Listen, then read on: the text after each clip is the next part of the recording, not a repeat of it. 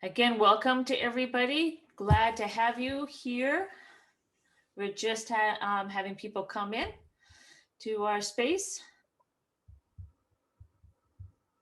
So I will continue, obviously, to monitor the waiting room and invite people in, and I'll monitor people's microphones, and if their microphones or their cameras inadvertently get left on. Welcome to everybody. It is the culture of Mount Vernon Unitarian Church to keep our microphones on mute and our cameras off, so you're free to move about your cabin without distracting others. You can get a cup of tea, knit, and just enjoy this incredible conversation that we're about.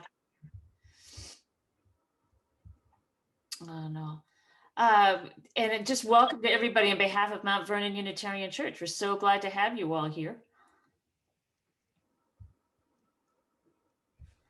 And I want to give a special shout out of gratitude to Nina Tessara. She's the one that made the introduction between Pam Cressey and I.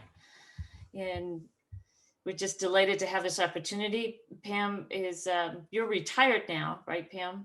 But that doesn't mean the information is gone, and it still needs to be shared on the incredible experiences and the history collection that you've created here for the city of Alexandria and in your career. We sent the short bio out to everybody, so you have, those kind of credentials, but I'm already become aware of how much information is swimming about. And this is information that's data and historical facts, but there's more there, isn't there, Pam? There's also just life experience that you've been able to interweave with the stories. And we're just so glad to have that kind of knowledge. You're not just a walking historian, but you're a walking knowledge collector and sharing of everything that's happened in our beautiful city. Oh, thank you. Yeah. I keep turning my phone off, and it's not turning off. It's the weirdest thing. I'm so sorry. Yeah. Well, we can't hear it. No, but yeah. But it may be distracting to you. I understand that. Yeah. Okay. I'm here. Well, anyway, so welcome to all of you for here. If you are a member or friend of Mount Vernon Unitarian Church, thank you. Glad to have you. And if you are a friend of Pam or Nina, also welcome. This is truly a place, and we are acknowledging the incredible moment in history around the awareness of racism in our community. And I will point out that increased awareness of racism has primarily been with white people of all classes and generations, but our Black siblings have been waiting for yet more awareness, and this is not news to them. It really isn't. And we'll hear more about that from Pam. And so as we celebrate the leadership and of Martin Luther King Jr. this weekend, and we're also keenly aware of the increase in violence in our larger culture and in society. So I invite you just to take a deep breath. I am delighted to have you all here, and I'm going to offer as opening words his beautiful opening by the Unitarian Universalist minister Leslie Takahashi Morris, who says, "All that we have ever loved and all that we have ever been stands with us on the brink of all that we aspire to create, a deeper peace, a larger love, a more embracing hope, a greater generosity of spirit, a deeper joy in this life we share." And I offer that my working definition of peace these days is that peace is the absence of injustice. So welcome all. Pam, thank you. I'm going to take a step back. I am here obviously, but I'll turn off my camera and I'm going to unpin myself.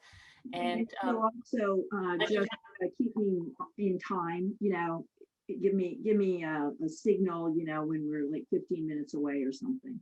You got it. Okay, shall I start? Go right ahead. Yeah, the floor is yours.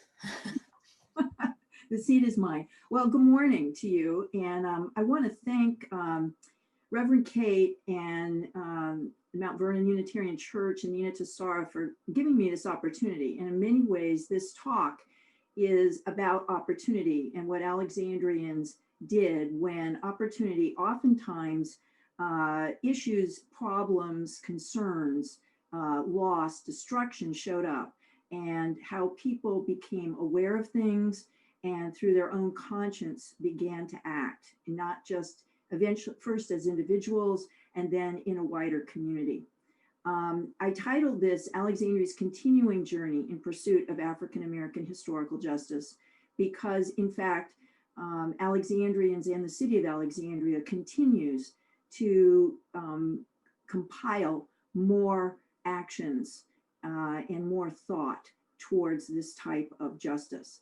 And I was very privileged to work for the city of Alexandria for 35 years, and with amazing number of volunteers, staff, other cities.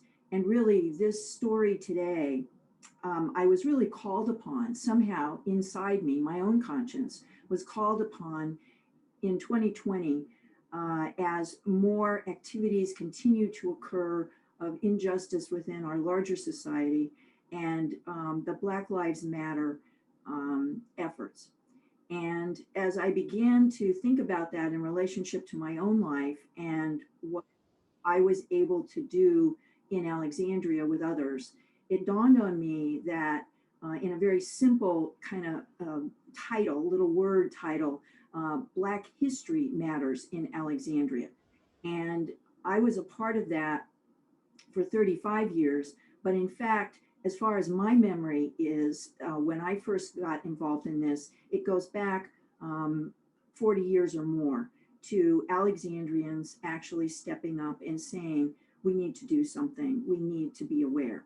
So today's talk is my perspective alone, not as a employee of the city or not trying to speak for others, but rather kind of my personal journey, recognizing the people I know who were involved and how opportunity turned into something far greater than any of us ever anticipated. So when I first came to town, I interviewed for the job in 1976.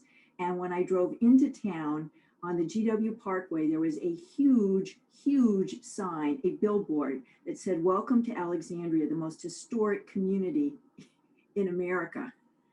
I went, wow. I think it said historic town. I was like, wow, well, that's not possible because no one place is more historic than another. But I like that attitude, the fact that they would want a city archaeologist and care that much about their history. And this is a mid-19th century image, bird's eye view of Washington Street, looking south, about close to where that sign was that I originally saw it. And it was really that thought that dawned on me. Here's a place that cares about history enough to have a job title called city archaeologist and eventually an office of historic Alexandria.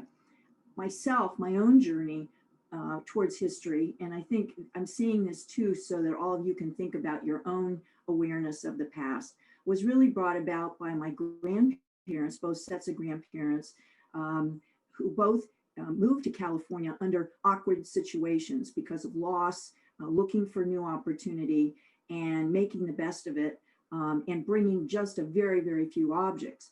Those objects became sort of like precious, almost like a little museum, the very few things that we had.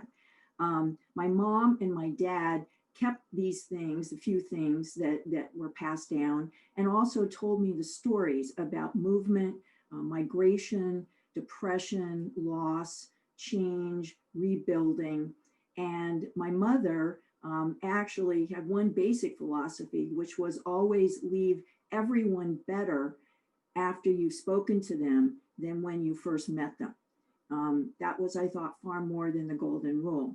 My dad had a lot of other messages, but took me to lots of museums and I read lots of little signs, and we spent a lot of time in the landscape and observation.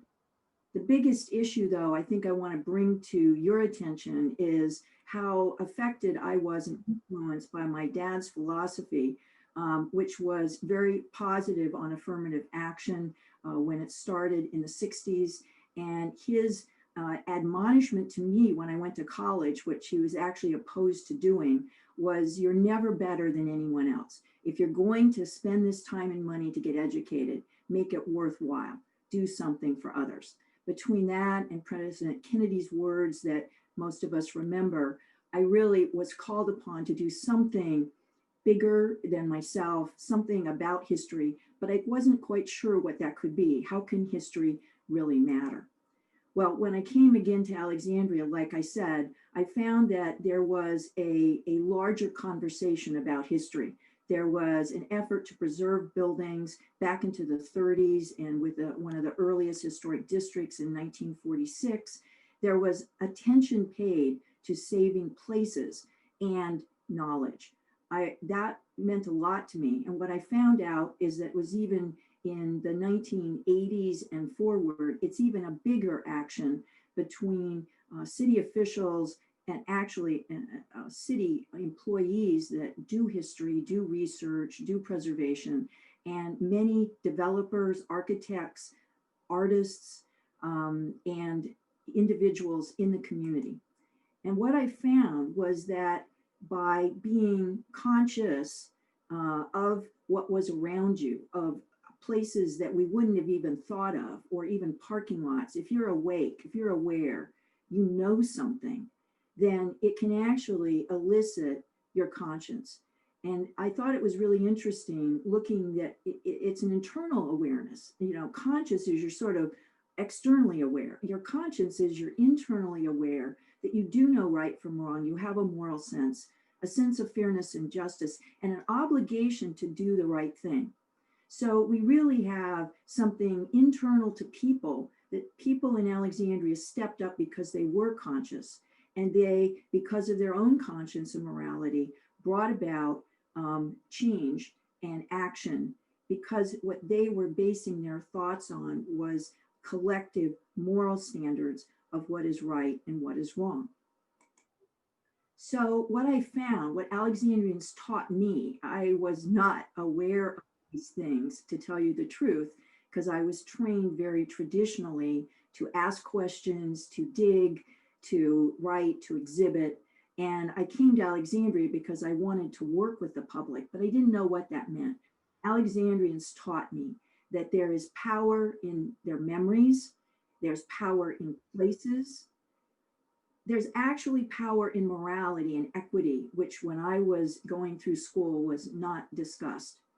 That there's power in people's vision when they see opportunity or create opportunity through this individual action, which when they speak up, form friends groups, societies, write in newspapers, attend council meetings, go to new development projects.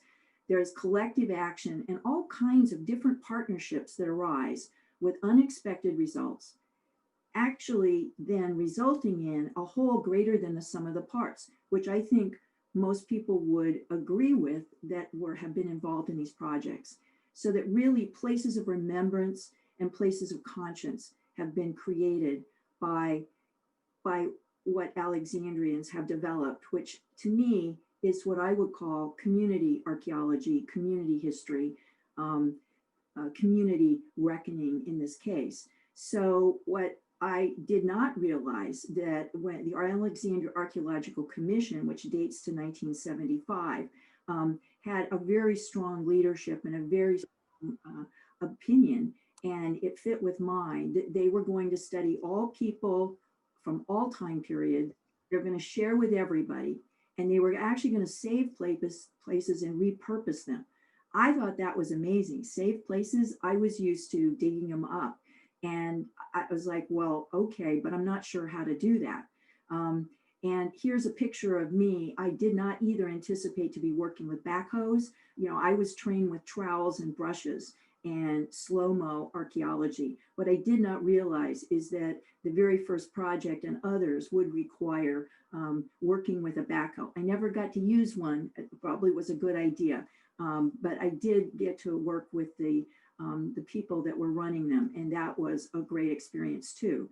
But just people actually in the community, on the Archaeology Commission and others they know, speaking up, what do we need to do?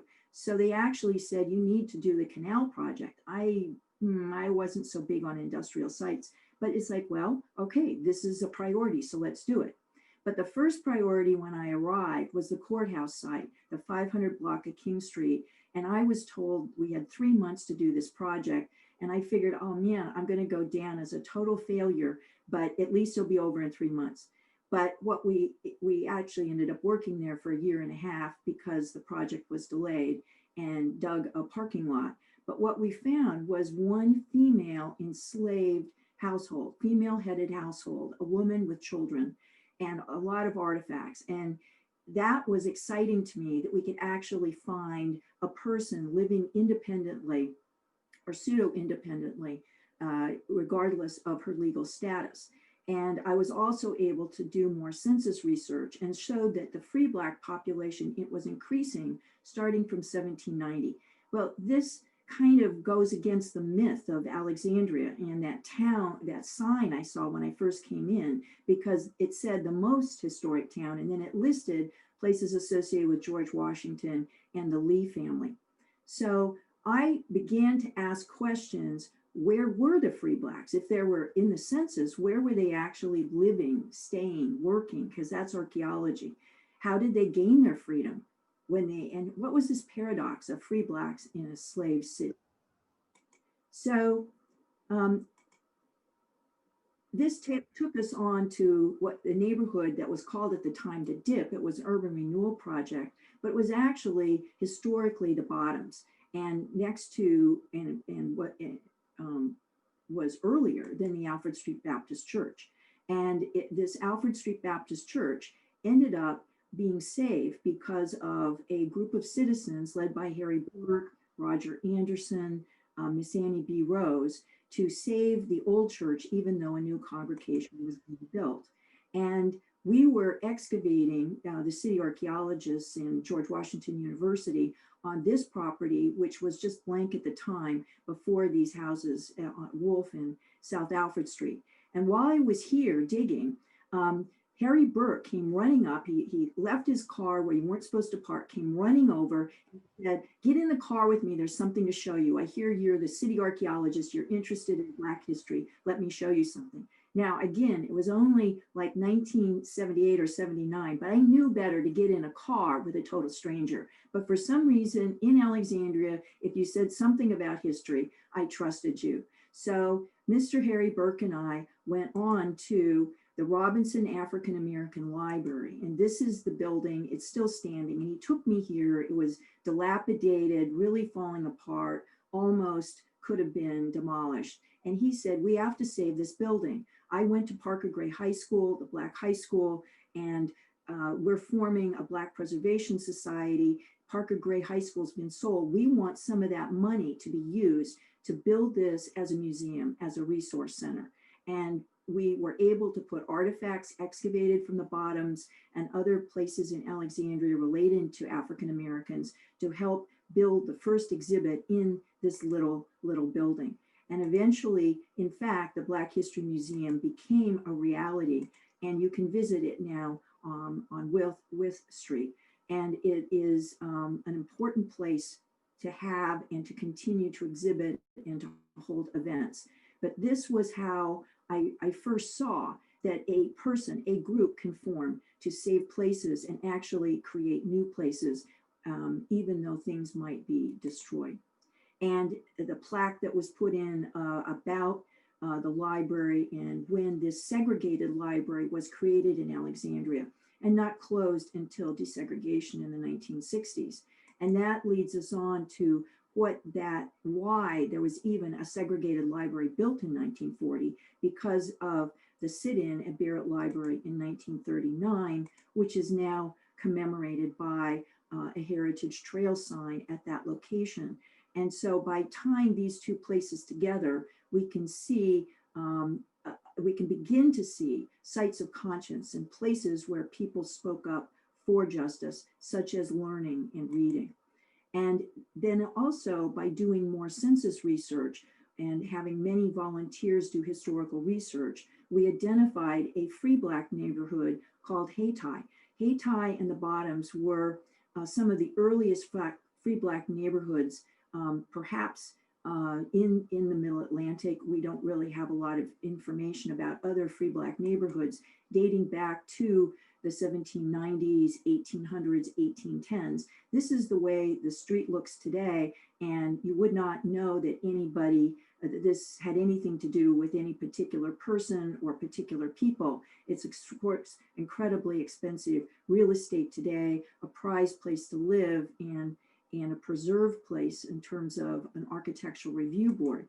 But when we were doing this historical research, we identified that this street face had the most contiguous set of free Blacks living in their own properties, even purchasing their own land eventually, but working under ground rent at first. And this house was built on the top of where we first excavated, finding a neighborhood that a volunteer, Karen Murley, created this woodcut to show the archaeology that we identified, even laundry lines where the woman who was a laundress would have been hanging the clothing, and perhaps a way of making an income to buy other people in her family out of slavery. And we saw those examples over and over again as we looked in each household, did the research. And again, this is Sarah Revis and others who did this very careful research person to person. And so again, with the Alexandria Canal, the commission said, this canal is laying fallow. Nobody knows it's there, but there's going to be a new development. How can we get the developers to do something? And I thought, oh, wow, how would you get developers interested in putting in a new building to dig a canal and to preserve it? And that's exactly what happened by talking to them and by looking to the federal government as well, given property transfers and litigation at the time. So Savage Fogarty paid for the archaeology to unearth the canal and to repurpose it as a landscape feature today. And as a part of that, again, with Mr. Harry Burke taking me to longtime residents of Alexandria, we found out about the Cross Canal African-American neighborhood, which was Mrs. Virginia Napper lived there. She told us it was developed by people, Friedman, coming to Alexandria after the Civil War and working, as she did, at the glass factory that was here. And this is the site of the old Ramada Hotel. More recently, I think the Crown Plaza, now being developed again. And this sign that the Black Preservation Society put up back in the 80s still remains, just a very small token of Cross Canal. But it showed me the power of world history. And then, of course, there were certain two buildings that were recognized in Alexandria as Black when I came. The Bruins slave jail, which if you're going down Duke Street in what the way it looks like, just on the other side of Table Talk, you can see the gable building. And this building is the only historic building in what left of what was then West End, right outside the Alexandria borders, is still protected by Charlie Huff and his family. And it was just a symbol of enslavement for the domestic slave trade, 1830s, 50s, etc. And so these places that were Black, other than the ones that the Black Preservation Society were talking about, were related to enslavement. What can we do there? Well, the commission got an archaeological preservation ordinance that created the archaeological investigation and historical study as a part of every development site. So you'll wait and see what happened 30 years later. Same thing with the Franklin and Armfield so-called slave pen. This building was really falling apart, and a developer bought it in the early 80s, renovated it, paid for the archaeology done by a private archaeological firm, and tried to rent it as office space. It had a hard time renting. Eventually, the Northern Virginia Urban League purchased it and renamed it Freedom House and gave it, make sure that it was identified as a historic site by a state registry sign. So by renaming this place Freedom House and by eventually building a museum through donated funds in the basement, the Urban League was able to do a dramatic transformation of this place in terms of our imagination and our sense, and the incredible statement of place of enslavement now being a place of freedom and to remember what happened there.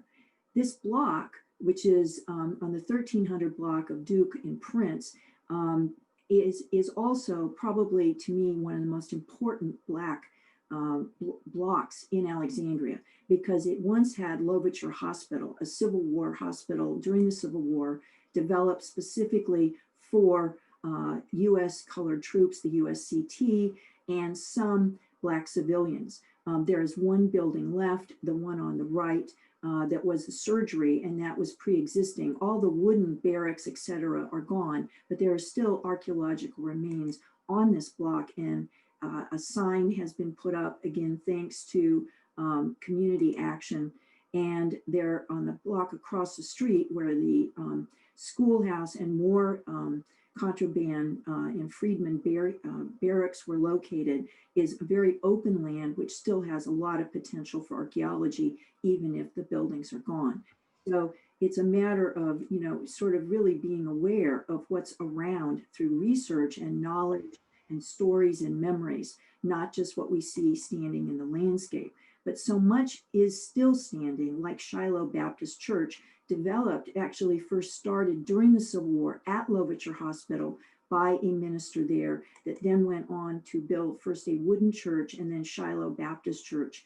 And so these blocks together, the 1300 block, 1400 blocks, which were also parts of free Black neighborhoods early on, are tremendous areas of remembrance, of tremendous courage, of spirituality, of education, of health, of changes, and also the very first petition that we know of that the US colored troops developed, or more than 400 signed a petition saying, we do not want to be buried as civilians, we want to be buried as soldiers, to commemorate the fact that we wore these uniforms, we had these emblems, that we are full citizens and soldiers and serving. And because of the men in this hospital at Louverture and that signed this petition, we discovered that, in fact, the US colored troops are buried at Alexandria National Cemetery, very close, just a couple blocks walk away from Shiloh Baptist Church and Freedom House and where Louverture Hospital was. You cannot see the difference between their stones and anyone else's. They now have, it was originally a segregated section. It's still segregated in the sense that all the USCT are together, but you can see that some of the original stones survive, like Mr. Samuel Wilson's, where it says USCT, but it's unidentified, uninterpreted in that area.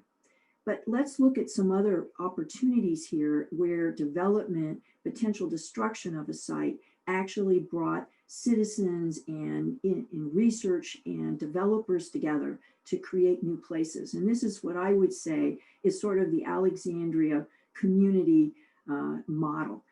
How can we take what we know and find an opportunity and get partners to make something bigger, something we had no way of knowing. And this is a location of the Silverleaf Society Cemetery, which was, the gravestones were mostly buried, they were in brambles. And Mr. Harry Burke and the Preservation Society had a vision that this could become the first open space, the first park commemorated to Black lives. And the way this came about was, again, there was sort of another problem, another issue to resolve. The Civil War soldier, the Confederate soldier standing in the Prince and Washington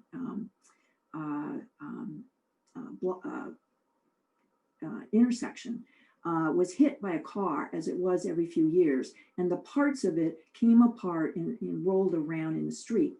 And rather than put it back up, a city commission was established by city council to say, well, what are we going to do? Are we going to put this Confederate soldier back up there? Are we going to move it? What are we going to do? And because of the presence of the Archaeological Commission and Mr. Harry Burke and others, it was decided to put the statue back up. Now, you know, it's now been taken down many years later.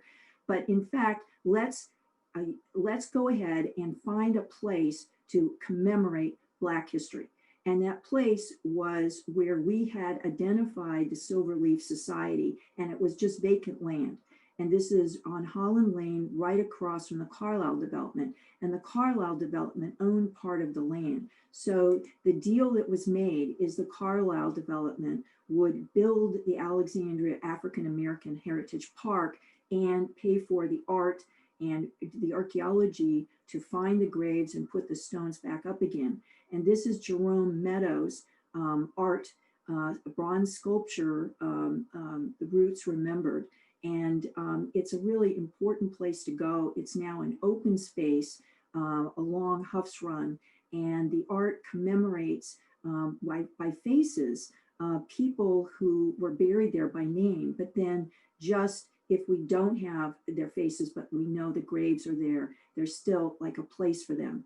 And because of the input of the Black Preservation Society, the large trees that are parts of this Roots of Remembrance include names of leaders in Alexandria, Black community, educators, attorneys, members of the sit-in, etc. So this was a place of Black voice and Black vision. Now let's look at another opportunity, Jones Point, the DC boundary marker, and its relationship to Benjamin Banneker. Several years ago, Jones Point was going to be redeveloped as a part of the Wilson Bridge project. And the opportunity came up with the city to work with the National Park Service to create an interpretive trail and to look at the DC boundary marker, which is really underground now and underwater a lot of the time.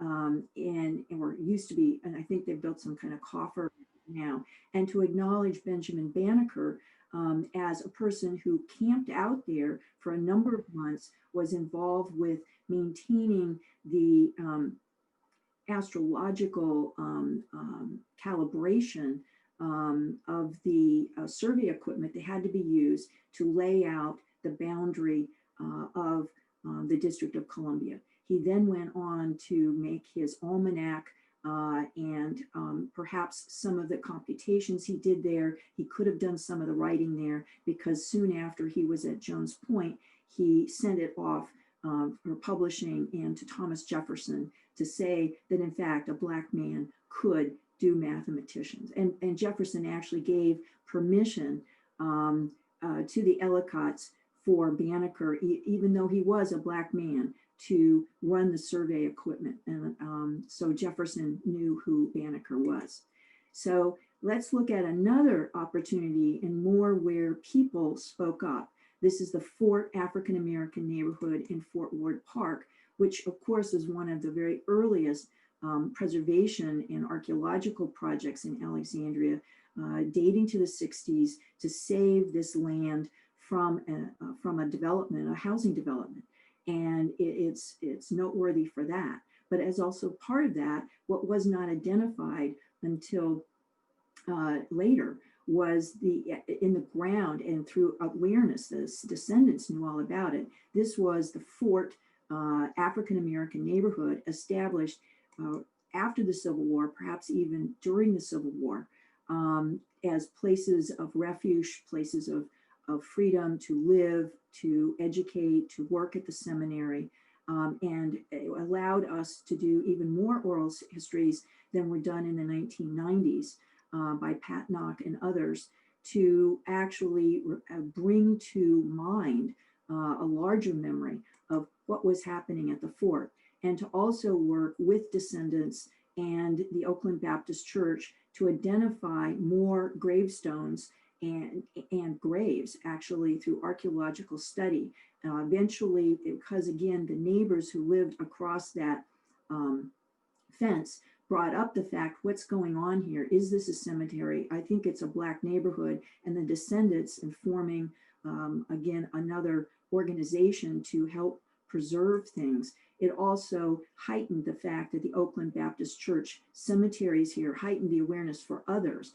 Clearly, the church itself, which is again standing as a congregation founded at least during or after the Civil War, and a part of the larger seminary Black community that takes up that whole space around where the Safeway is, and Bradley Shopping Center. That was all the seminary Black community, including where T.C. Williams High School, which now its name I think is under reconsideration, that was built to handle to actually desegregate, to integrate two high schools, one white and one Black, but in fact wiped out a Black community that was here. So here's another opportunity for signage, for oral history, etc. And the park just beyond this, Chinkapin Park, we were able, by interviewing Mrs. Douglas, to know about how people lived all around here and collected Chinkapins, what they did with them, how they played in the creek there, and opened the door to the efforts that Blacks made to preserve their community, and the number of people living in Alexandria or who are still descendants of the fort and of the larger seminary community, along with the fact that one of the Rosenwald schools was established here.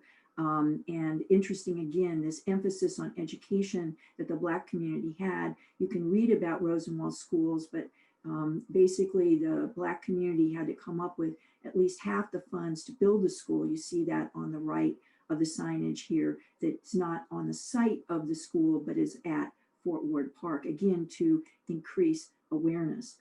So let's look at Contrabands in Friedman Cemetery, where we have had more than 25 years of understanding that this place existed. And what originally in most people's memory back to the 1950s, you can see the small photographs there was a gas station, a mobile gas station, and a building that housed once held a federal office, but eventually a Domino's Pizza franchise administrative quarters. And if you see at the top photo there, this is the way the place kind of may have looked, or near there, as a part of a brick quarry that was actually quarrying clay out of this Black cemetery in the 1890s and on into the early 20th century. And a reporter, the reason it came to our attention was a reporter in the Washington Post in the 1890s talked about the number of bones that were on the surface, and what a tragedy it really was that it was being quarried for clay. And this was brought to our attention by the city research historian, T. Michael Miller. And by doing that, we were able to continue the research with volunteers and continue every time a developer was interested in the site to say, well, do the historical research. Let's see if where was the cemetery exactly? Can we identify boundaries? Is there any plat? Is there any legal boundary information? And by doing that, we were able to find out more. It was when the Woodrow Wilson Bridge project came to town, so to speak, and attempted or had many public meetings, much discussion, much dialogue, much disturbance about what would happen. That an article, a newspaper article was written about the fact that there could be a Black cemetery there, and that the plan was to acquire, for the federal government to acquire the land, but to use it to park equipment on during the construction process and the widening of Washington Street. Well, this is another case of an Alexandrian, Miss Lily Finkley, that you see in the bottom right, the shorter woman in the middle of that photograph. Miss Lily was newly retired. She read this in the newspaper and she was morally outraged. And she said, you can't bury a Black cemetery under a gas station and then bury it again under construction equipment and then walk away from it. Because in fact, the US government had established this as a cemetery originally for the USCT and civilian Blacks, partway, 3/4 of the way through the Civil War, because people were dying at such an alarming rate. They kind of couldn't stick them in other places. So they had to create a whole separate Black cemetery and took this land, confiscated it, did not pay for it, used it to bury African Americans, and then walked away from the land. While with the Soldier Cemetery, which is now Alexandria National Cemetery, they actually purchased the land and kept it, one of the very oldest veteran cemeteries in America. So Miss Lilly said, you know, this is impossible. You can't do this. And she began to volunteer with us, do research on people who were married and who died, and formed together with Louise Massoud, you see photographed on the right, to form the Friends of Friedman Cemetery to bring out ways of remembrance, even though it looked like there was nothing of the cemetery left. It was hanging out kind of with a chain link fence over the beltway, many, many feet down, the gas station, the asphalt, the street, but through wreaths of remembrance every year, by going to city council with a proclamation, etc. And by going to every meeting on the Wilson Bridge, she, Louise, and hundreds of people convinced the Wilson Bridge project to preserve, to not buy the land for that purpose. And the city then bought the land using funds from the Wilson Bridge project to first do the archaeology. And you see the picture on the left with the graves and how they are buried individually. These were not mass graves. And there was a burial record kept of the names of each person, their rank, if they were a soldier and civilian, where they died, and their age, and sometimes their next of kin. And we were able to also identify where graves had been lost or are cut into by the gas station, by traffic lights, etc. So through this effort came about the Contraband and Friedman Cemetery Memorial. In order to get this far, the city established a commission to look into what should be there and to identify the elements of an international online competition for the design of the cemetery. After looking at, I think, about 225 proposals put in from all over the world, the commission decided that it was going to be, they nominated a winner, but in fact, they said the top three, we want some of each part. Again, these are voices of Alexandrians speaking after many, many hours of meeting, much dialogue, sometimes dissension, but agreeing with votes after many, many years of meetings that we needed to have at this place, one, a reverence, that it needed to be sacred. It needed to still be a burial place. It should not just be a park. It should not be an open space, just considered as that. It should have a fence around it and be treated with the same dignity as the Catholic cemetery that was older across the street, the way it had been maintained by its congregation. That it should have an interpretive element to it, so that you know something about people, and that it should also have faces of people, even though we didn't have photographs, some humanity associated with this place. So this is what has been identified as you drive into Alexandria on the GW Parkway, come across the urban deck of 495 into Alexandria. On your left, you will see this large plot of land that now includes the marked graves of more than 600 individuals, and a plaza that was put where the gas station was located, the foundation, because we could not remove it without destroying graves and desecrating them further. So the Interpretive Plaza was put on the foundation, and signage was put so that one knows that as you're visiting. And it's a place of contemplation, a place of remembrance. The stone was quarried. It was to be a very simple area, something you could look through, and contains the interpretive area and the art.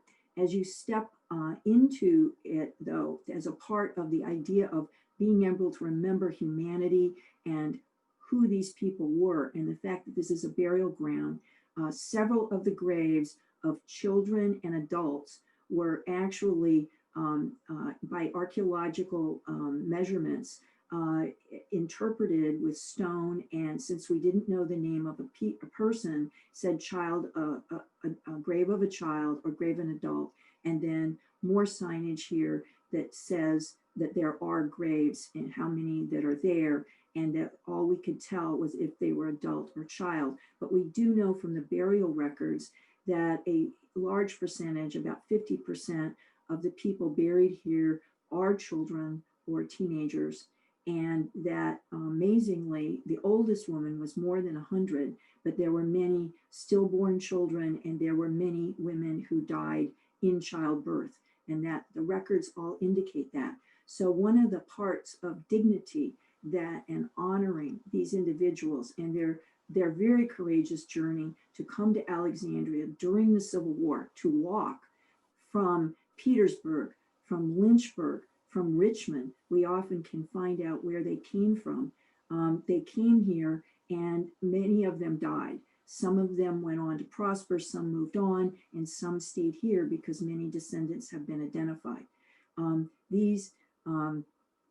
So we wanted it, so the committee, the commission, the people involved wanted to make sure that people remembered something, not just with statistics, but that what it took to live here during a smallpox epidemic.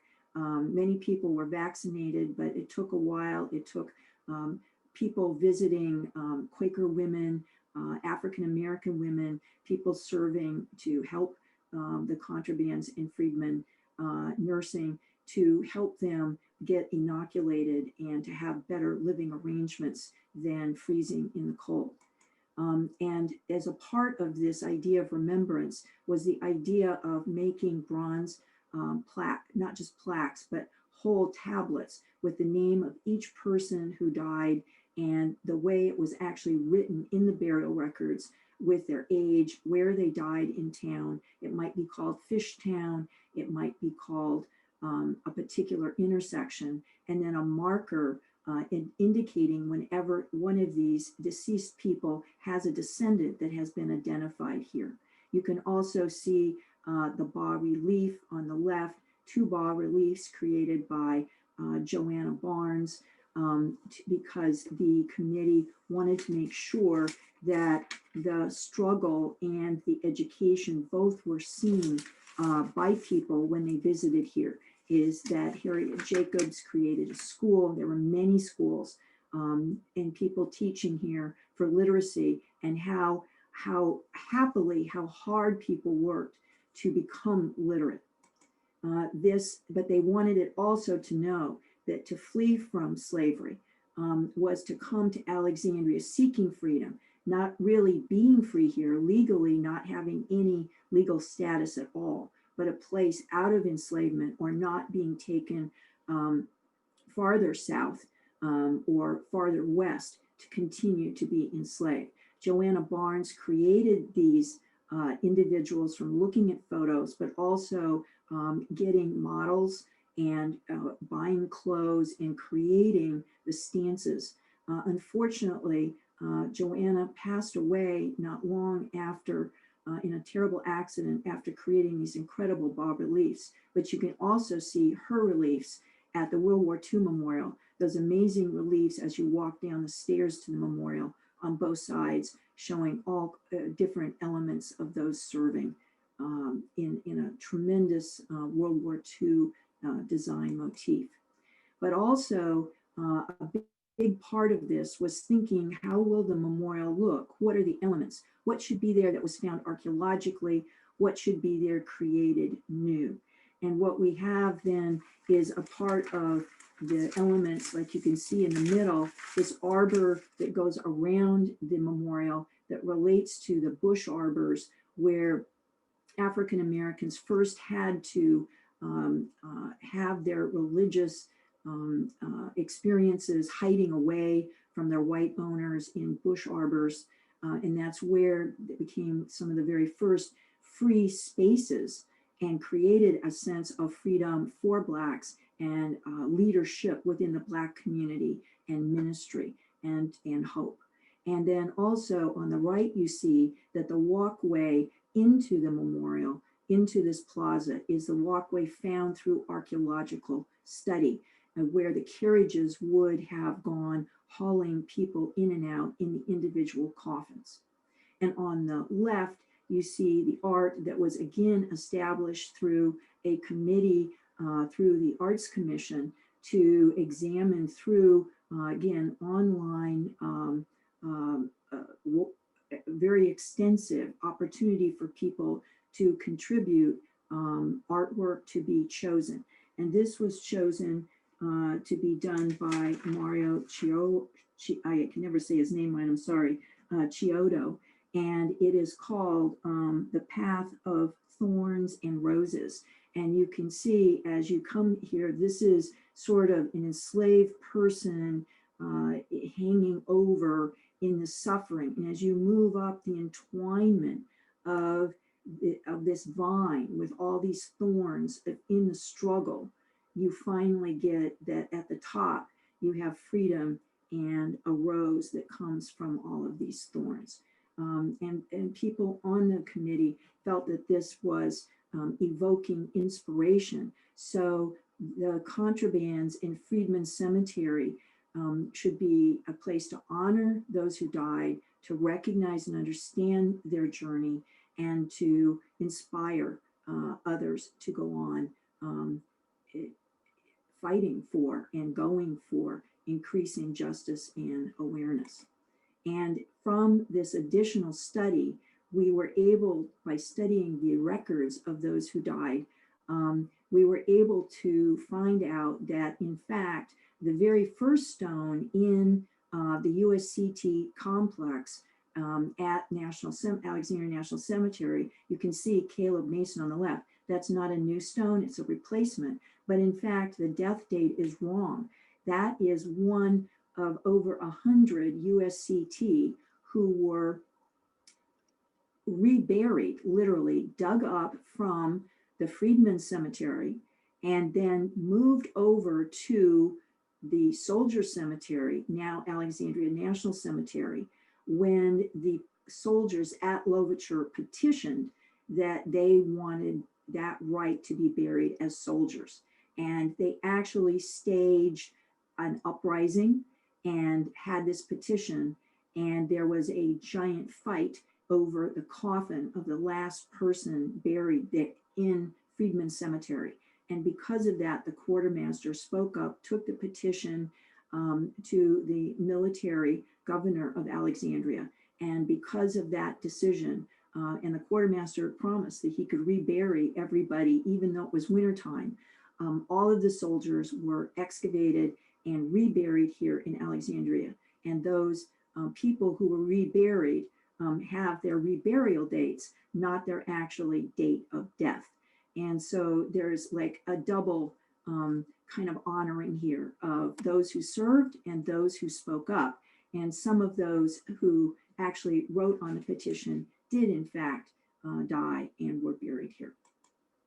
And more change as well as we go through the decades, where now we can see the Edmondson Sisters sculpture and what I like to call the Edmondson Plaza, now where the Bruins slave jail next to it. Again, opportunity, new development going in, archaeological excavation, historical research was done. And as the developer understood more about this place and the story of the Edmondson Sisters and those who were enslaved here after the Pearl, they tried to escape from DC in the 1850s, were captured, many of them, including the whole Edmondson family, brought by Bruin here, held, sent down south for resale, which is what the domestic slave trade was all about.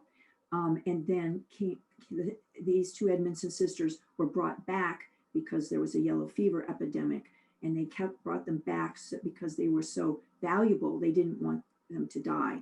Bruin didn't want them to die. How the family kept trying to buy them out of freedom. Northern abolitionists helped pay, and eventually the Edmondson's father came with the money to Joseph Bruin and was able to save his daughters. And so the developer commissioned this work that was done by, gosh, I keep forgetting people's name, Eric Blom, and of the Edmondson sisters, Mary and Elizabeth, as they were sort of walking. It's just for anybody to recognize what it means. But again, he had clothes fashioned of the age. He had models that he worked with in order to create this incredible bronze sculpture, and interpretive signage. And archaeologically, this cistern was found, you can see in the left picture, right outside the Bruin building, which would have had an addition onto it right here, and a gutter from the roof would have fed down to the cistern probably and had rainwater in it. And it was as the Edmondson sisters were in this building doing laundry that they looked out and saw their father coming, as told to us in an oral history created through their memories, them going, visiting going to Oberlin College, visiting, unfortunately one died, and what the other surviving one visiting all through the North, going to abolitionist venues, speaking in favor of abolition and getting rid of slavery in the 1850s and early 60s. The Edmondson family has continued to live in the DC area, and was here for the commemoration of this sculpture. But here is another sign of hope, freedom, people going out, doing what they can to purchase themselves out of slavery and then do something with their freedom to make sure that others are in freedom more. And Charlie Huff and the Huff Realty were a part of all of this as well, and have been able to maintain this place, as now we can remember it as something more than a jail, but as a place of action. And so now with Freedom House, we have the most contemporary, newest action in Alexandria, the city of Alexandria now purchasing Freedom House so that the museum and the location can be even more accessible to more people, to raise our conscience and our awareness. So I guess today I want to leave you with different questions to ponder. Am I aware of landscape and stories as I travel, as I am in my own neighborhood, as I'm going to the gas station? What do I know about past reality versus myth? What was the experience of enslavement? There were many experiences. It wasn't one way. And how did people live within this enslavement to have some segment of independence? How did people gain freedom? Were they really free, even if they had legal status? What were they able to do? And what courageous acts occurred through this whole time? Where are the sites of conscience? Anywhere. How can I contribute to historical justice? Maybe by visiting, maybe by telling people about it, maybe by writing something, maybe putting something in your local newsletter, being a part of the Mount Vernon Historical Society, the Society for the Preservation of Black Heritage. And what about our own history? Are we saving and recording it for others to remember? You may not feel courageous. You may not feel that your story is worth telling, but more than 80 oral histories that the city has done in Alexandria show that every person's story has amazing acts of courage and decision-making and building and learning and arts and artistry and mastery. And these are important to remember if in photos and stories, if nothing else. So I encourage you during the shutdown to get out those old photos, interview people, record yourself, write a few bits. Doesn't have to be a long story, but remember some of those things, whether they're immigrant stories or whether they're stories of being in one place and what you remember. Because in fact, when we're gone, no one will ever remember. We have our own sense of being conscious, and I hope that you will record that. And as we walk around the landscape, I hope we are conscious too of things that still need preservation. This is Douglas Cemetery at the end of Wilk Street, just outside the gates of Alexandria National Cemetery. It is in disrepair. There is no cemetery group to maintain it. You can see it's heavily eroded, especially with all of the current rains. What can be done about that? What about the stones that are going through acid rain? We're losing the inscriptions. What about if you're going to Tabletop Restaurant, which is a great place for breakfast, and parking in the parking lot? Can you see where there is indentations, round circles that are dipping down into the asphalt, where there are probably wells and cisterns, artifacts associated with the Bruin activities of domestic slave trade, that because he owned this entire block? And what about just being aware as we walk? Because no one remembered or understood that when they walked south on Washington Street or rode a bike, then in fact the very sidewalk, the very street holds the graves of the people who fled to Alexandria during the Civil War and right afterwards. And it was again through the efforts to find these graves that now there can be a little symbol associated with the graves as you're walking down. So these are things to just be amazed at and to ask, well, where are there more sites of conscious? And what can you do for more information? So I've put just a few here. I really want to commend Harriet Jacobs' book, Incidences in the Life of a Slave Girl. Even though she was enslaved in another state, her first early biography is amazing story of what it's like to be enslaved and to run away. And Miss Jacobs was actually in Alexandria. I'll speak about her in a moment. Paula Tarnopol Whitaker, a longtime Alexandria resident. Sorry, Paula, don't want to make you feel like you're very old, but took a volunteer project and turned it into a wonderful book, A Civil Life in an Uncivil Time, Julia Wilbur's Struggle for Purpose. This is a great women's story. It's a great Civil War story. It's a Quaker story, but it's a story about conscience and how Julia went beyond, way beyond her comfort zone to visit and be with the Friedman and the Contraband to help them. And then I want to turn to the bibliography in Alexandria Archaeology by author and topics, archaeology reports written by many, many authors on archaeology sites.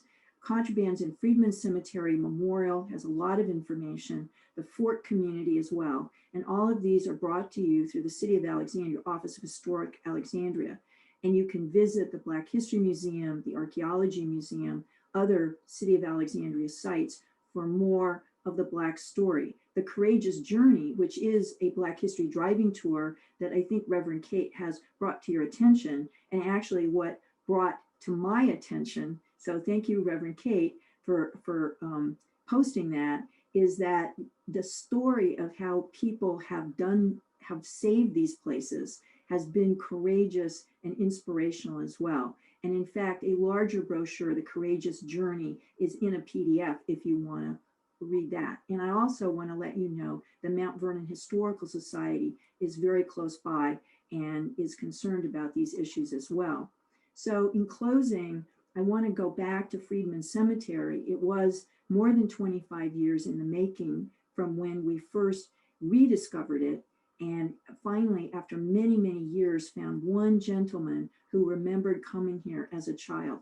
But here's a place that was completely forgotten, desecrated, and given up, and would have become a development site, probably for condos.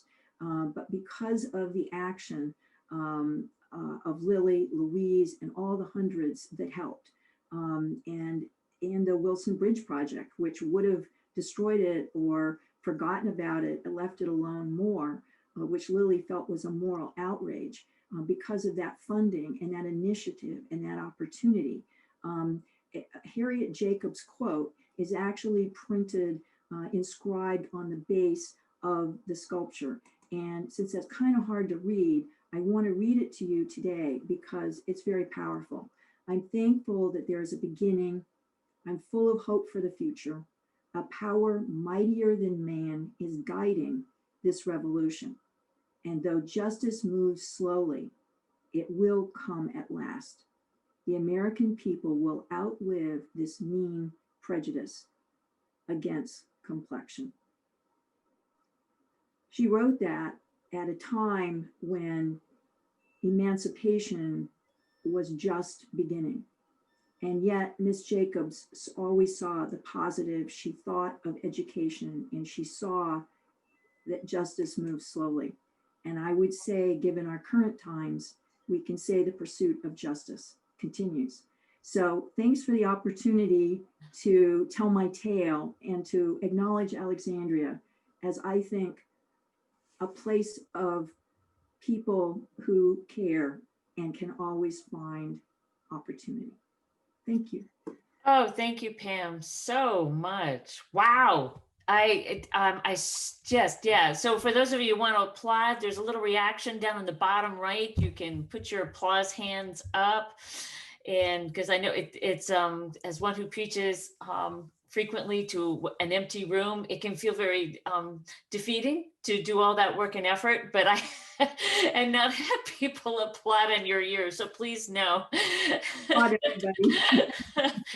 I have no doubt that people are applauding right now. And we do have some time for questions. If you want to release your screen, and then I know people are already wondering how they can access this video in your PowerPoint. And I want to just point out as people ask their questions that this is being recorded. So please be aware of that. And I'm going to talk with Pam afterward about how to make this recording publicly available. And that may or may not include the question session. We'll have to talk about that because the length of the video is actually quite long. And even for, for public accessibility, that makes it something we have to sort out technically. But yes, we will make the recording available, whether and in what format, I'm not sure. We have to sort that out. But I just, really appreciate, Pam, I'm gonna, if you don't mind, if I lead off with the questions, and how you framed that story of Alexandria around consciousness and conscious, as we become more conscious and then our conscience kicks in. I so appreciate that. And that, so we could see the storyline of people speaking up. And that people speaking up with their moral outrage, which we are all fully capable of, which is amazing, but in the spirit of recognizing systemic racism persists, in part because we're so reliant on individuals. That how have you seen the city of Alexandria start to raise their own consciousness so that systemic racism in the form of wiping out history, Black history in particular, in our case. How has the city of Alexandria said, we're going to address this form of systemic racism when we erase history, the Black history? I can't speak about current actions, in what the Office of Historic Alexandria is doing in any explicit policy. And I'm glad you've actually brought that up because I think one thing I wanted to mention is the words I'm using now, like equity or historical justice, we weren't using those words in the 70s and 80s. So the idea for me in terms of research was, look, 20-30% of the people in Alexandria were Black. Where's the Black history? Why is it only slave pens? Where are the free people? How can we study freedom in a slave place? I wasn't thinking about equity, justice, those words, 40 years on. But in fact, and citizens weren't always outraged. They were looking for opportunity. Let's save this. I know it. It was a memory. So they took action and went and did it. I can't speak to any current policies now because I don't think there were policies at the time to specifically do that. And if you were to say, I'm going to create a whole preservation and research project to save Black history and create justice. I mean, how many billions of dollars would that be? You'd have to bring in consultants. This is a 40-year story. You know, this is ongoing story. And it's a way that communities can look underneath projects. And if you can get there ahead of time, if you can know where the information is, in many cases, this is the story of the city actually being enlightened enough, what I consider enlightened, to have historical staff, to act, you know, one of the few cities in America with city archaeologists and an archaeology museum, and to add a Black History Museum, to add parks, to add interpretation, to buy properties. Each one of these actions to me is creating justice, whether those words are used or not. So it didn't take billions of dollars to do it, and it didn't take one opinion or one effort at a time. And that's why each of these places have taken on their own personality, because the people working on it at the time had those concerns. That artist that was selected spoke in that way, but it was the citizens who were speaking and saying, we want this in this place, and making some of the judgments. Yeah. Thank you. And it is, and as you point out, it's complex. Yes, and unexpected. In other words, if you were going to say, I'm going to take both of the domestic slave properties, and I'm going to take churches, and I'm going to take burial grounds, and I'm going to take all of those and build something, that would be expected. This is unexpected. This is somebody saying, we should save this place. You know, we should move in here. We're the Urban League. Let's move into a slave pen, because who wants to move into a slave pen?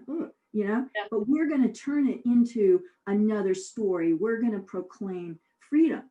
And I think that's the positive actions that we're seeing. And then as decades go by, new names for places, new art, you know, new properties, new access to all of this. Yeah, and it's important. What I'm seeing though is not, again, as you rename something or you create something new, you're not erasing the old, you're interweaving it with a new awareness. Yeah, we don't want to erase what happened there. And that's why I encourage people to read the oral histories that are on the City of Alexandria website, and to read the oral histories that are on the web from those people interviewed by the WPA project. That were still alive when they were interviewed, who lived in slavery. Each one of those personal voices can speak to you, just like the power of a place, you know, can speak to you.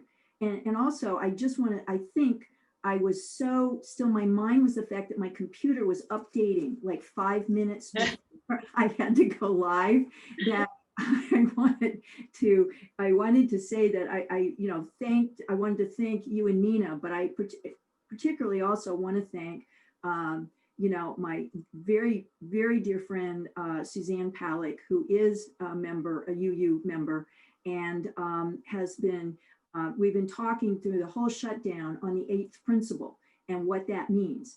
And it's between the Black Lives Matter effort and my conversations with Suzanne, and that my own conscience was raised, is, can't I tell this story of the people who did this work, as opposed to just leave the places there? Just so the stories now these people have passed on in some cases that made these places in Alexandria.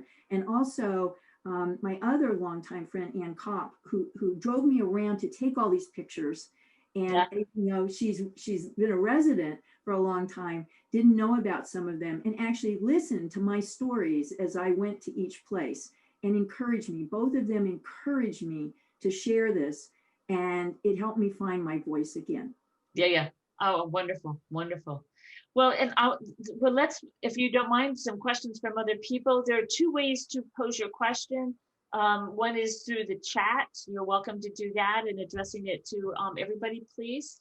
And I will monitor the chat so that those questions are addressed. The other is obviously orally, and you can raise your hand, though because of the number of people here, I may not catch that you've raised your hand, but I will do my best. And if you need to, if I'm not catching your attention, send me a personal chat and say, Kate, I'm here. So, so there was the first question, of course, that people said, how can, I talked about the recording, but people also may want just your PowerPoint, and you'll need to figure out if there's the PowerPoint, but it's a PowerPoint tied to your oral history, your narrative that goes with it. So you need to address whether or not you want to release the PowerPoint with, without your narrative. Sure. Okay. Yeah. So you can maybe, I don't know if you want to think about that or if you have already thought about that, but you and I can talk about that as well if you want. Okay. Yeah, offline. Yeah. And any questions?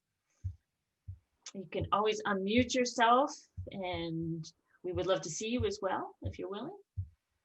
Anybody?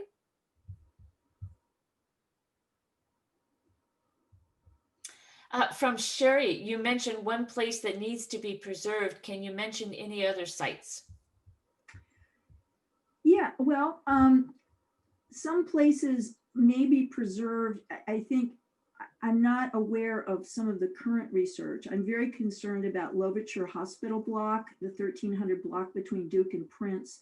And it's an open courtyard, which I think is fascinating. There are very few blocks in Alexandria that have open courtyards. Usually the property lines come right back and touch each other. And I think that's left over from early Black settlement times, early free Blacks. But I don't know for sure. But there could be, because the Friedmen were living in barracks there. There could be a lot of archaeology that would inadvertently be destroyed. So I think in that case, it's really a matter of awareness and signage and things like that. I think more signage is good, more opportunities, maybe some other tours. I think there's already a group giving tours in Alexandria, and occasionally the city will give tours. And the Bruin property extending into Table Talk, I think is still, very, very important. There are Black churches.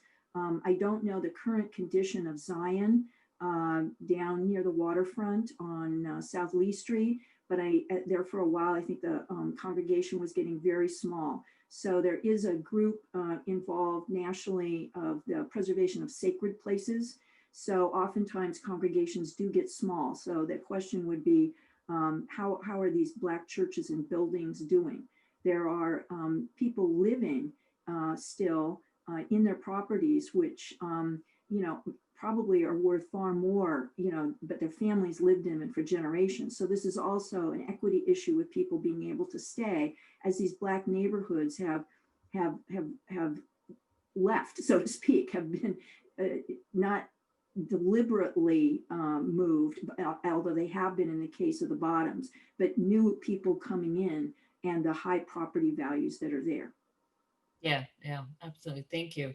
Oh, and I want to say also Fort Ward Park, I think the continuing work will go on there, because the archaeologists couldn't dig every square inch of it, but I think there's a preservation interpretive plans in place now, so that people will not inadvertently plant things or do things in Fort Ward Park, because there are burial grounds outside Oakland Cemetery.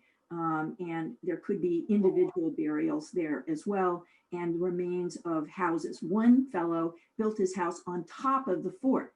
So when if you walk to the top of the fort, there was actually somebody living on top of the fort. That was pretty neat. Oh, okay. Yeah. Beck asked, what does the term contrabands mean in this context? Oh, that's a great question, and we could do a whole hour on that probably. It has been a controversial topic in more than a decade. It's a name that was given to people freeing slavery, enslaved people freeing slavery, originally used when three men escaped to Fort Monroe, a federal federal base towards the early part of the Civil War. And the man in charge, Butler, didn't want to give them back to the owners because the law was still in place. The federal laws didn't change. The South seceded, but the federal law of returning enslaved people that was really created through a Supreme Court action, the Fugitive Slave Act, etc., they had to return them. And he came up with the idea that if he called them contraband of war, like you would say horses or food or housing, as you're moving through in a battle, you're taking this as contraband, that would legally they'd be able to keep them, not turn them back, because if you turn an enslaved person back to a Confederate person, then they could be used, whether they were doing food or serving in the military, etc., against the federal forces. So that opportunity brought more people into Fort Monroe and Hampton, and the people living in Norfolk, Hampton, all those areas today. But the term was then used. And then as people, no attempt was made to deliberately bring people up to Alexandria. Rather, people were sort of acting with their feet. And as the idea came about that you could have a sense of freedom, or at least get away, because owners were taking slaves, enslaved people, and moving far south, moving away with them, they would run away and travel by foot to get to a safe place. And Alexandria was used by the Union troops, and was held as in military government, actually until 1869. So they got called contraband at that time. Later, the term freedman got used during the Civil War. And then we see in the records in Alexandria, people going back and forth, but freedman being used more. Miss Lily felt her conscience told her that the name contrabands had to be used as well as freedmen, because those early people deserved recognition too for running away, not just what they were called, that they came without any legal status. And being called a freedman didn't mean you were free. It took a while by territory, by state, by federal 13th Amendment, et cetera, to actually be free. Yeah, yeah. So from Catherine, outstanding, and thank you. Are you aware of any current research going on regarding the native people of the area? I know cemetery or burial grounds are in the area, but may not have been protected. And any references that you can make about native people, so even older history. Yes, and that's the whole idea, and what the Archaeological Commission said right away. We need to study everybody. If we can find them, let's study them. So we started a survey back in 1978, 79 to go up the areas where it's most likely that there would be indigenous habitation at different time periods, because you can predict environmentally where people are living at different times. And so we went up the creeks, and a lot of the water systems in Alexandria have been rechannelized, and a lot of that evidence could be gone, but it could be still along the riverbanks. But many, many indigenous sites have been found in Alexandria, and the archaeology reports are on the City of Alexandria website to read about. Jones Point has many still there. In some cases, erosion can cause problems. But and then there can be sites of multiple time periods, like for instance, at Contrabands and Friedman Cemetery, they're actually, Francine Bromberg, Stephen Shepard, and the volunteers identified African-American materials there from where people were sitting, making tools from stone that they probably quarried from Hunting Creek. They would have just brought it up to higher ground. And Mike Johnson in Fairfax County, archaeologist there for many years, thinks that would be more a winter site where they would be sitting, getting at the southern and western sun as it came down on them, keeping them warmer.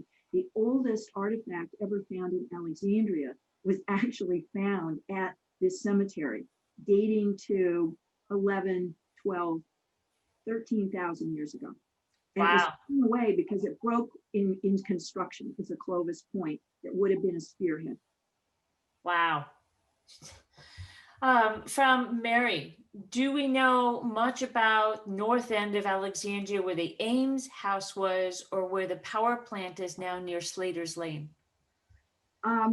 I did a little bit of work on it, but probably others are doing more.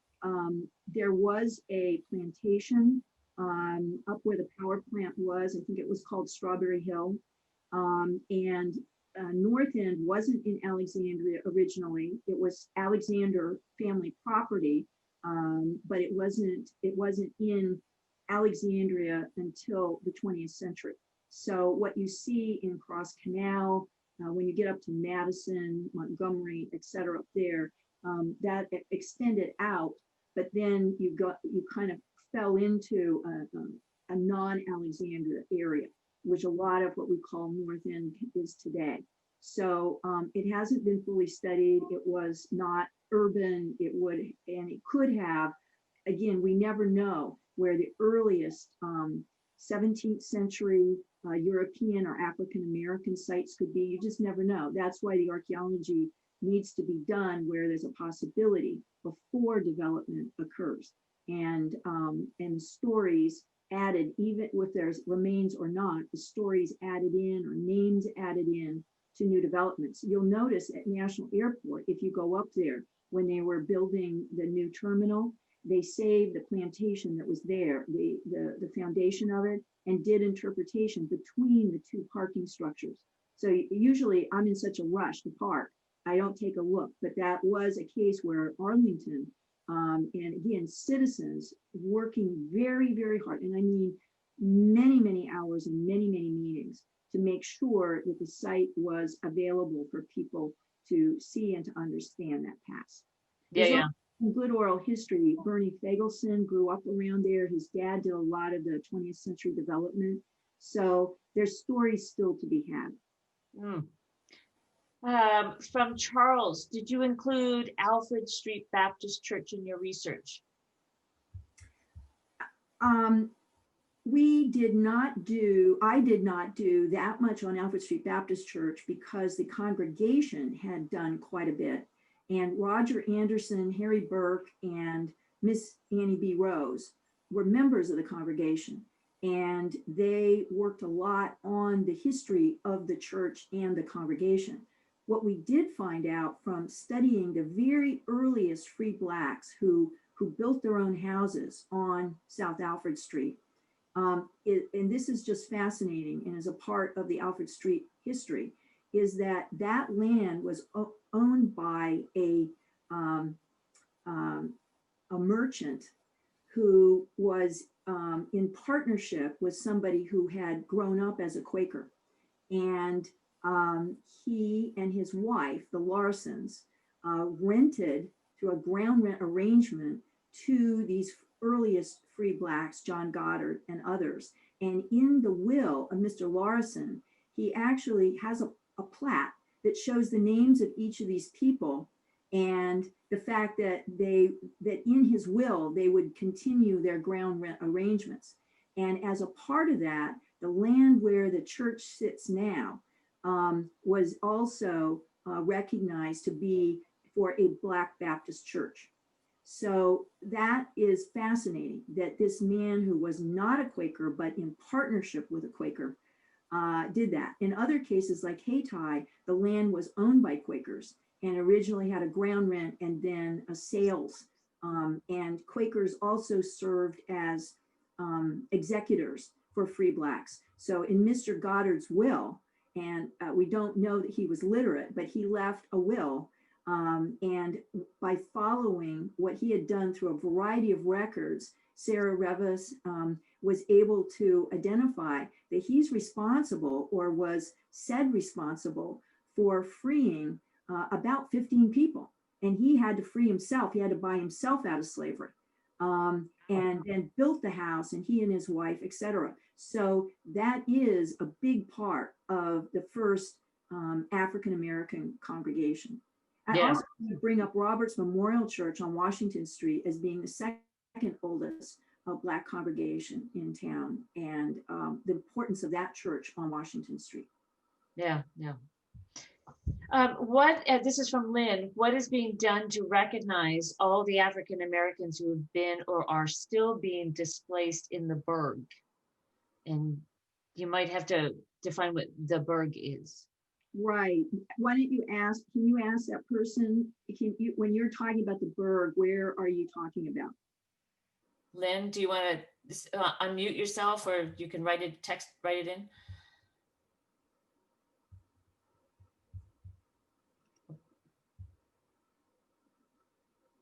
It may take a moment. Lynn, are you still here? I'm looking for her. That's the question. I think the Berg, I am not involved with that displacement. I can't say to that, the people that are actually living there and the importance of. End of Washington Street. Excuse me, east of Washington Street. East of Washington Street, not west of Washington Street. Okay. Because the Parker Gray Historic District, it's a historic district, but they do, I think, work with certain standards so that people can stay in their homes. But what we have in both of those places is constant change through real estate pressure and more people wanting to live in Alexandria that outprices people. I think the housing department has worked on that, and some of my colleagues did that, but I can't speak to that personally. Mm-hmm. Yeah.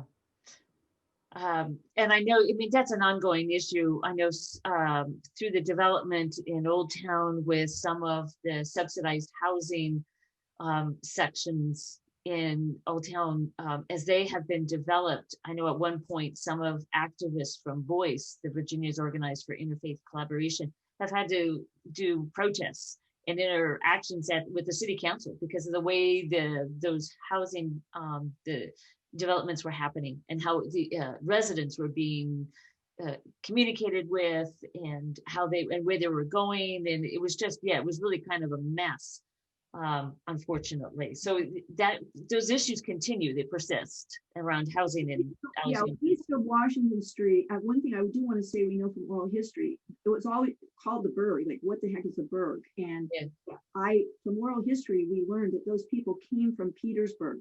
They were a part of the Contraband and Friedman who moved. And where do you move? Where do you go? So that's why Cross Canal was at the north end of town and right on, on the other side of the canal, but, around a glass factory. It was industrial. The photos of the area, it was very unpleasant area to live in environmentally.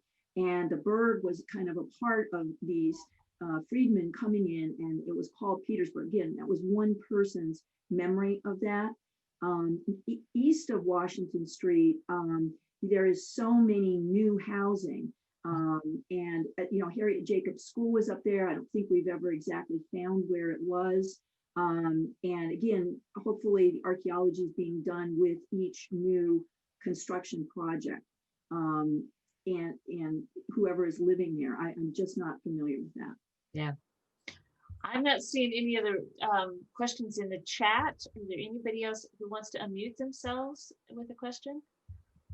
And I so appreciate, Pam, while people are maybe building up their courage or typing, your just wealth of knowledge and your willingness to share this and spend so much time with us this morning. Thank you. Yeah. You're welcome. I really enjoyed it, and thanks for being a community that's involved with these questions and raising my consciousness when you posted the courageous journey to go on a tour. And I'm happy to give walking tours to people if they want to do that, or discuss any of these issues more. And there's a lot to find out. Thank you. Well, I suspect you may be getting some more requests from me as we move on. Oh, wait a minute, hold on. We're getting some more people typing and tapping. From Catherine, how can we stay in touch? Email address for you. Is that, if you're willing to share that? pjcressey@gmail. Okay, I will put that in the chat. And another thank you from Sherry. Terrific presentation. Appreciate that very much. And again, I'll be in touch with everybody and with Pam about how we can preserve this recording and make it available to everybody. And I also want to, let me raise a quote. Wait a minute. Excellent. Thank you, Pam. Bravo. Fantastic. Martin Luther King Jr. It is, this weekend is such an important recognition this weekend for Dr. King's incredible leadership and his own courage to step up even when he knew he was at risk. And he was so young at the time, right? He was just so young, but he had had enough. He had had enough. And so often that's where our action comes from, is when enough is enough, as we say. And as one of his very short and powerful quotes, we are not makers of history, we are made by history. We are not makers of history, we are made by history. And yeah, there's so much truth to that, and very, very, very well. I'm just going to capture here Pam's email. I'll put it in the quote real quick for folks so they can grab it for themselves. Copy. Yeah. And if there's, there we go. Or her email. Yeah. So thank you. I feel just so, I wish you could hear the applause. I know it's, in fact, and just thank you for your time and your effort. And it just extraordinary, absolutely extraordinary. Yeah, remember you all have your reaction buttons that you're welcome to put happy faces and all sorts of other things on it. Yeah. It was a joy. Thank you. Thank you very much. And feel free to send an email of gratitude. Bill says, our lives begin to end the day we become silent about things that matter. Ah, yes. Sure. And Suzanne, who has already been recognized, fantastic presentation, so informative. The power of knowledge. The power of knowledge, when we begin to see the patterns in our culture that we continue to perpetuate out of ignorance, and how devastating that can be. From Anne, Pam, so pleased to see the final product. Wonderful presentation. Good to know you. And I agree. I am so glad to have you in my life and for you to be a part of our community. So thank you all very, very much. And may you all be safe. Breathe through the next few days. Deep breaths. Keep yourself safe more than anything else. But also ask yourselves what you can do for your community.